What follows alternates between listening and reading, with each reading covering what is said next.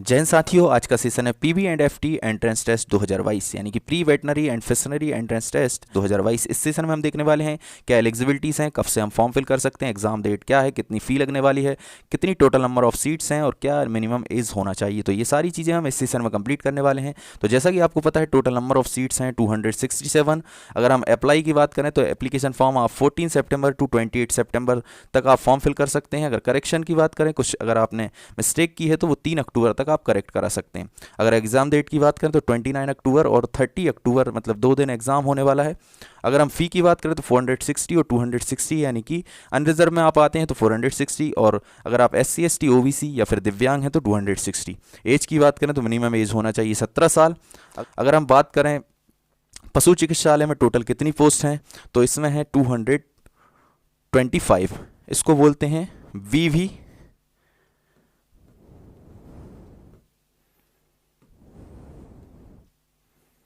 BVSC, यानी कि bachelor of veterinary and sciences.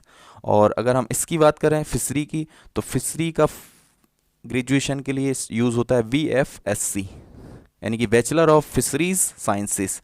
तो इसका टोटल कोर्स का ड्यूरेशन होता है 5 ईयर 6 मंथ VVSC का। और VFSC की बात करें तो इसका होता है कोर्स का टोटल ड्यूरेशन 4 ईयर। अगर हम कॉलेजेस की बात करें तो 3 कॉलेजेस में VVSC होती है, यानी कि जबलपुर कॉलेज में, महू कॉलेज में और रीवा में। टोटल सीट्स की बात करें तो 75 75 75 तीनों में सीट्स होती हैं।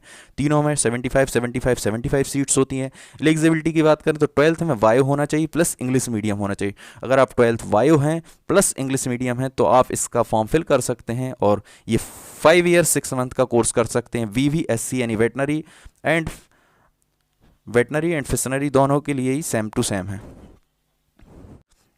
और अगर हम फिशरीज की बात करें तो फिशरीज को बोलते हैं VFSC, bachelor of fisheries sciences. तो इसमें टोटल सीट्स हैं 42 और एक ही कॉलेज है जबलपुर कॉलेज, जबलपुर में है मत्स्य विज्ञान महाविद्यालय, उसमें टोटल सीट्स हैं 42। अगर एलिजिबिलिटी की बात करें तो 12th वायो प्लस इंग्लिश मीडियम कंपलसरी है दोनों के लिए ही, क्योंकि जो आगे की आपकी ग्रेजुएशन है वो इंग्लिश माध्यम में होने वाली, इंग्लिश मीडियम में होने वाली है। तो इस स्लाइड में हम देखने वाले हैं वेटरनरी में टोटल सीट्स 225 हैं। इन सीट्स का कैटेगरी वाइज डिस्ट्रीब्यूशन और जो हॉरिजॉन्टल रिजर्वेशन है और नील ओपन रिजर्वेशन है उस रिजर्वेशन को हम देखने वाले हैं। तो हम देखते हैं 225 सीट्स टोटल हैं। इनमें से UR की बात करें तो मध्य प्रदेश में 27% अनारक्षित सीटें होती हैं, यानी कि टोटल रिजर्वेशन के बाद मध्य प्रदेश में 27% सीट्स बचती हैं।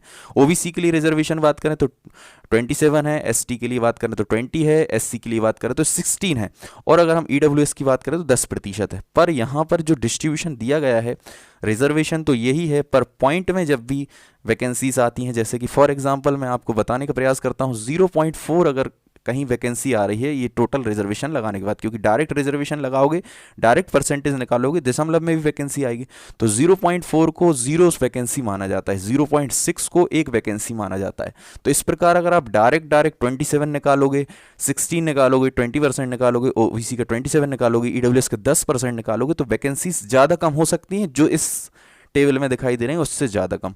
तो उसके लिए आपको ये नहीं सोचना है कि रिजर्वेशन गलत दिया है, रिजर्वेशन सही है। पॉइंट की वजह से 0.5 से लेकर नीचे वाली जितनी भी संख्याएं आती हैं उनको 0 माना जाता है, 0.5 से ऊपर जितना भी पॉइंट में आता है उसको एक सीट माना जाता है। इसलिए सीट्स में जब रिजर्वेशन आप देखेंगे तो रिजर्वेशन में संख्यात्मक रूप से कम ज़्यादा आपको दिखाई दे सकता है। डायरेक्ट आप रिजर्वेशन लगाएंगे तो फिक्स आएगा पॉइंट में, और जबकि कॉलेज वाइज है 75 हैं तो वहाँ पॉइंट में वैकेंसीज निकलेंगी, पॉइंट में सीट्स दिखाई देंगी, तो वो सीट्स में आपको अंतर जरूर दिखाई देगा।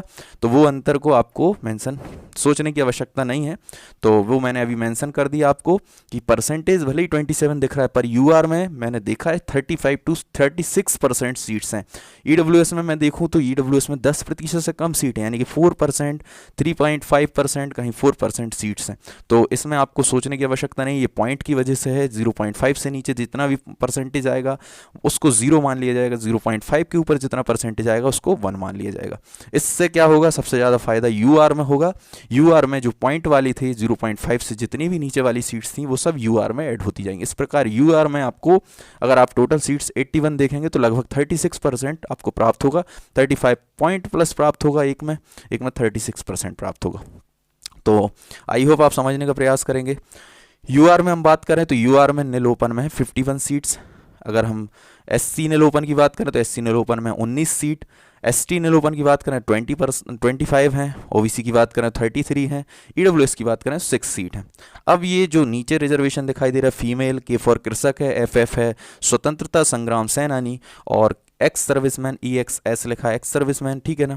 और उसके अलावा पीएच है फिजिकल हैंडीकैप। ये सारे रिजर्वेशन है हॉरिजॉन्टल रिजर्वेशन। हॉरिजॉन्टल रिजर्वेशन ऐसा रिजर्वेशन होता है जिसमें फिक्स सीट्स होती हैं। जैसे कि अगर हम बात करें फीमेल की 30% सीट्स, तो 24 सीट्स ही फीमेल यूआर में सीट्स ले सकती है, ठीक है ना। ऐसे ही ओबीसी की बात करें तो ओबीसी फीमेल की सीट्स हैं एससी की 11, एसटी की बात करें तो है 13, अगर ओबीसी फीमेल की बात करें तो है 17, और अगर ईडब्ल्यूएस की बात करें तो 2 सीट है। तो ये फीमेल का रिजर्वेशन है। टोटल वैकेंसी का 30% फीमेल रिजर्व सीट्स हैं।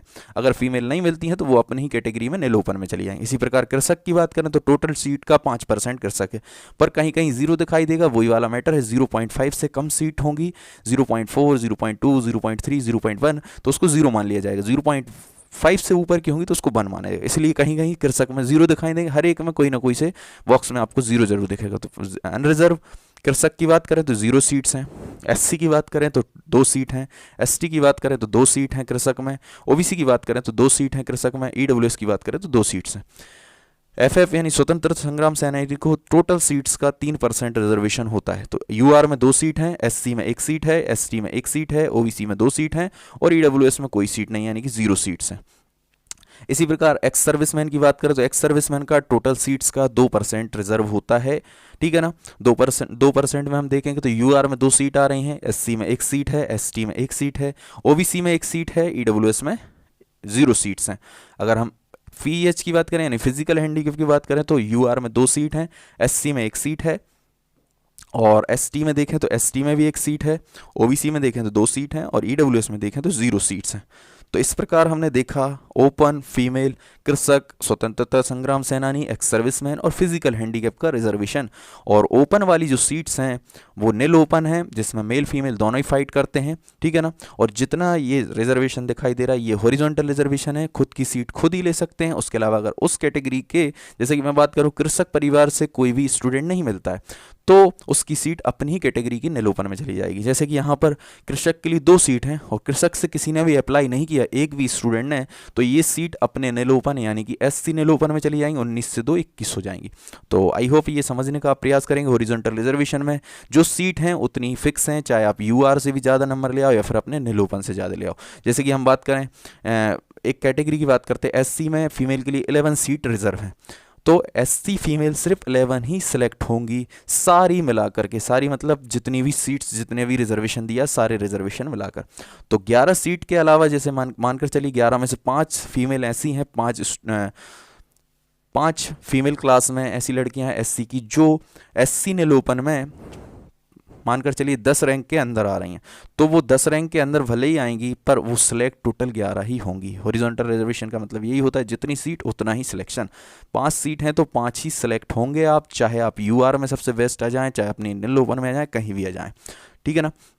नेक्स्ट स्लाइड में हम देखते हैं फिशरीज की टोटल सीट हैं 42, और इसमें अगर हम बात करें यूआर की तो यूआर की नील ओपन में है 10 सीट, एससी की बात करें तो है 4 सीट, एसटी की बात करें तो 6 सीट, ओबीसी की बात करें तो 8 सीट, ईडब्ल्यूएस की बात करें तो 2 सीट। तो नील ओपन में कौन कौन फाइट करता है?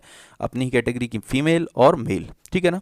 और फीमेल में हम देखें तो फीमेल के लिए 30% रिजर्वेशन, तो यूआर में फीमेल के लिए 5 सीटें, एससी में बात करें 2 सीटें, एसटी में बात करें 2 सीटें, ओबीसी में बात करें तो 3 सीटें, और ईडब्ल्यूएस में 0 सीट्स।